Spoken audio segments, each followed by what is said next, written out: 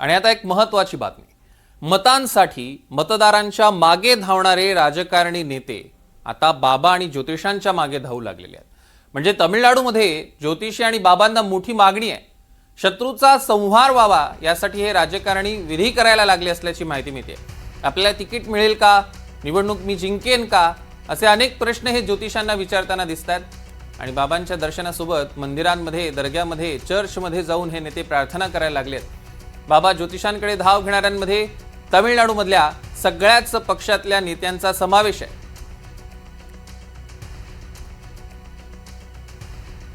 त्यामुळे राजकारणी बाबा ज्योतिषांच्या मागे आता हे सगळे राजकारणी धावू लागलेले आहेत. तर शत्रूचा संहार व्हावा यासाठी वेगवेगळे विधी करू लागलेले आहेत आणि अनेक प्रश्न ते ज्योतिषांना विचारतात. मला तिकीट मिळेल का, मी निवडणूक जिंकेन का, असे अनेक प्रश्न त्यांना पडलेले आहेत. आणि ह्याच सगळ्या संदर्भात आम्हालाही काही प्रश्न पडलेत. महंत सुधीर दास आपल्यासोबत जोडले गेले. तर सुधीरजी नमस्कार आणि स्वागत आहे तुमचं NDTV मराठीमध्ये. आपण बघतोय अनेक राजकारणी असे आहेत की जे मतदारांच्या मागे हल्ली धावण्यापेक्षा, आपली कामं त्यांच्या समोर नेण्यापेक्षा आता ज्योतिषांकडे धावू लागलेले आहेत. त्यांना अनेक प्रश्न पडलेले आहेत. तसेच आम्हाला सुद्धा आहेत की खरंच अशा पद्धतीचे प्रश्न सोडवले जातात का, आणि निवडणुकीच्या माध्यमातून न शत्रूला हरवता असे कुठले विधी करून आपल्या प्रतिस्पर्ध्याला हरवता येतं का? अतिशय सुंदर आणि सामाजिक हा प्रश्न आहे. असा आहे, पूर्वीचा आपण जर एकंदरीत सगळा राजव्यवस्था आपली जर पाहिजे म्हटली तर राजव्यवस्थेवरती धर्मव्यवस्था होती आणि धर्मव्यवस्थेमधून ज्या पद्धतीचं मार्गदर्शन करण्यात येत होतं ते अत्यंत उत्कृष्ट आणि एक त्याला धर्मशास्त्राची जाण आणि चाड अशा असणारे विषय त्या माध्यमातून होत होते. म्हणजे अगदी प्रभू रामचंद्रांच्या दरबारामध्ये सुद्धा वशिष्ठ होते, सांदीपनींसारखे ऋषी कृष्णांना मार्गदर्शन करत होते. तर हा जो मूलभूत प्रश्न उपस्थित होतो की राजकारण करत असताना एका सीमेपर्यंत, ज्याला आपण एक सायकोलॉजिकल इम्पॅक्ट म्हणूया, पॉलिटिकल इम्पॅक्ट म्हणूया, इथे कुठेतरी मर्यादा येतात आणि तिथे कुठेतरी राजकारण्यांना देखील मार्गदर्शनाची आवश्यकता लाभते किंवा लागते. या दोन्ही करता ते सद्गुरूंकडे जात असतात किंवा ज्योतिषांकडे जातात, यात काही वावगं नाही. परंतु ज्या पद्धतीने आपण पाहत आहोत की जे तंत्राचे प्रकार फोफावत आहेत, ज्याला एक असत्य कर्म म्हटलंय, ज्याला जारण मारण उच्चाटन हे जे प्रयोग करण्याचं जे, हा काही मूळ ज्योतिषाचा उद्देश नाही.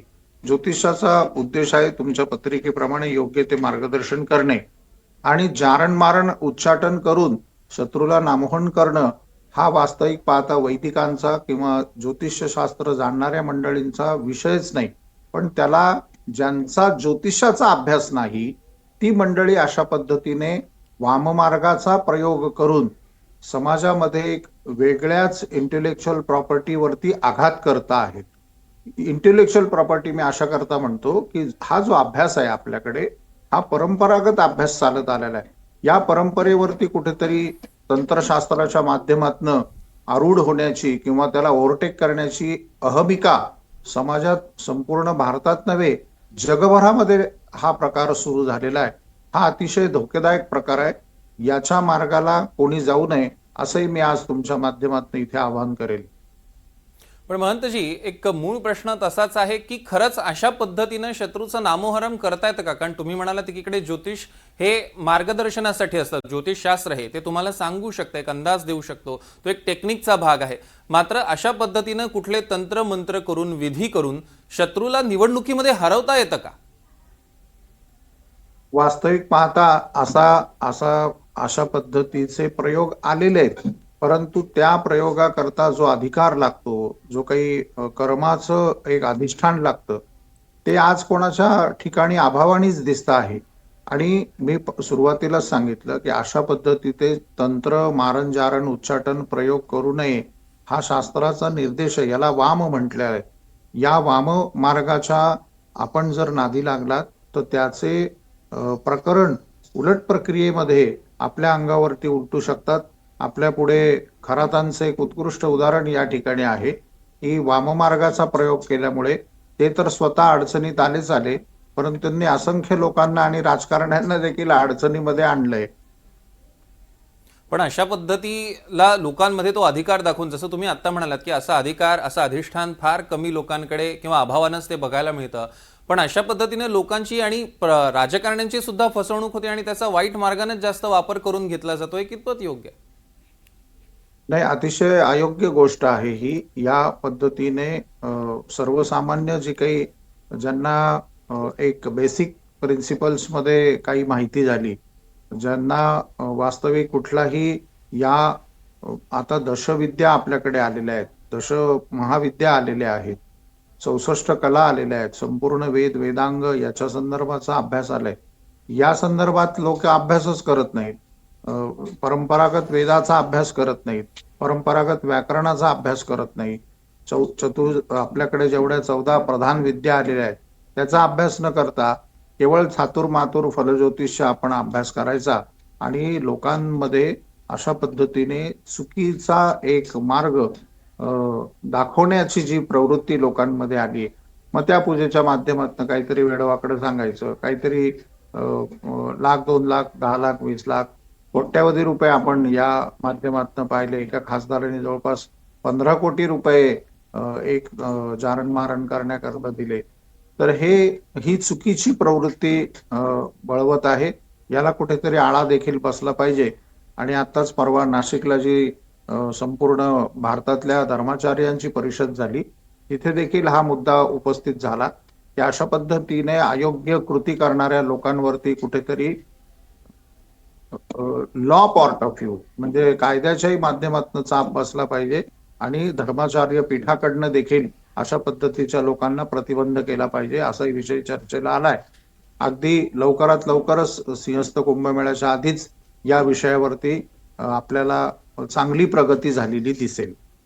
निश्चितच महंतजी, ह्या सगळ्या विधींबाबत तर तुम्ही अगदी स्पष्टीकरण दिलेच आहे. ते धर्मशास्त्राच्या दृष्टीनं अनुकूल नाही किंवा ते योग्य नाही या पद्धतीची तुम्ही प्रतिक्रिया दिलेली आहे. मात्र तुम्ही ज्योतिष शास्त्राविषयी अनुकूल दिसल्या, ते मार्गदर्शन करतं असं तुम्ही म्हटलंय. अनेक नेत्यांचा ह्याकडे देखील मोठ्या प्रमाणात कल असतो की आपल्याला निवडणुकीचं तिकीट मिळेल की नाही किंवा आपण जिंकू की नाही, हे प्रश्न ते लोकांना विचारण्याऐवजी त्या ज्योतिषांना जाऊन विचारतात. खरंच पत्रिकेतनं हे सगळं दिसतं का किंवा राजकारण्यांना हे कितपत योग्य आहे करणं?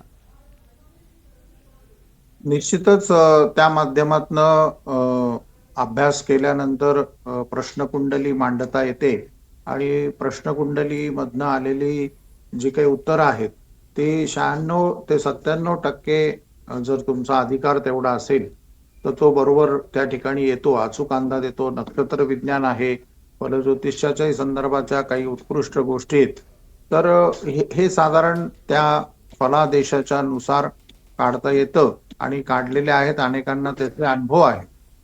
मुहूर्त देखील आपण पाहतो की मुहूर्तांच्याही संदर्भामध्ये अगदी 1-2 मिनिटं जरी मागे पुढे झाले तर त्याच्या विजयाचे परिणाम होतात. निश्चितच याचा आपण ऍडव्हान्टेज घ्यावा व साधारण मुहूर्त काढून दिला आहे, त्या मुहूर्तावरती फॉर्म भरायला हरकत नाही. अनेक लोक आमच्याकडनं मुहूर्त काढूनच त्या ठिकाणी फॉर्म भरत असतात आणि त्याचे रिझल्ट आहेत ना, त्याचे रिझल्ट नाही असं म्हणत नाही.